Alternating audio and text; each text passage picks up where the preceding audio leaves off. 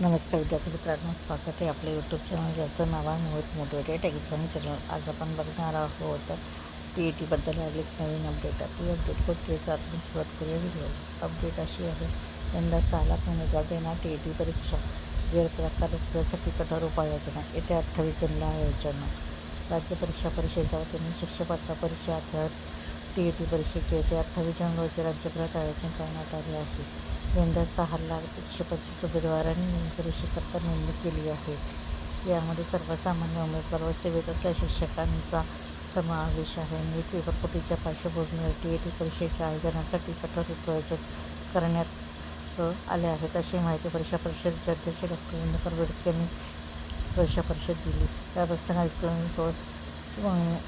महेश चौथे, उपायुक्त प्रिया शिंदे उपस्थित होते. TET परीक्षा राज्यभरात 27 जिल्ह्यात होत असून माध्यम निहाय उमेदवारांची संख्या म्हणजे मराठीसाठी 2,57,387, इंग्रजीसाठी 24,432, उर्दू माध्यमांसाठी 28,505, हिंदी माध्यमांसाठी 2,88,253 विद्यार्थी, बंगालीसाठी 338, कन्नडसाठी 1,924, तेलुगू भाषेसाठी 60, गुजराती भाषेसाठी 211 आणि सिंधी भाषेसाठी 15 विद्यार्थी ह्या उमेदवार संख्या आहेत.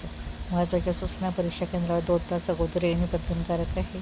परीक्षा केंद्रात संपूर्ण चेहरा स्पष्टपणे दिसावा यासाठी दुपट्टा, बुरखा, मास्क, टोपी यासाठी काही घालता येणार नाही.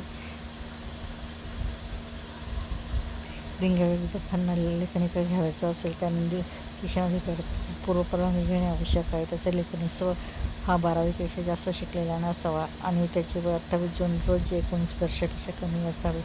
प्रश्नपत्रिकेच्या प्रत्येक पानावर QR कोड असेल तेव्हा जिल्हाधिकारी क्लिक करण्यात येणार आहे. तर ही होती TET परीक्षेबद्दल आली नवीन अपडेट. अशाच नवीन अपडेट बघण्यासाठी व्हिडिओला लाईक करा, कमेंट्स पाहिजे असेल व्हिडिओ शेअर करा आणि चॅनलवर जर नवीन असाल तर चॅनलला सबस्क्राईब करायला विसरू नका.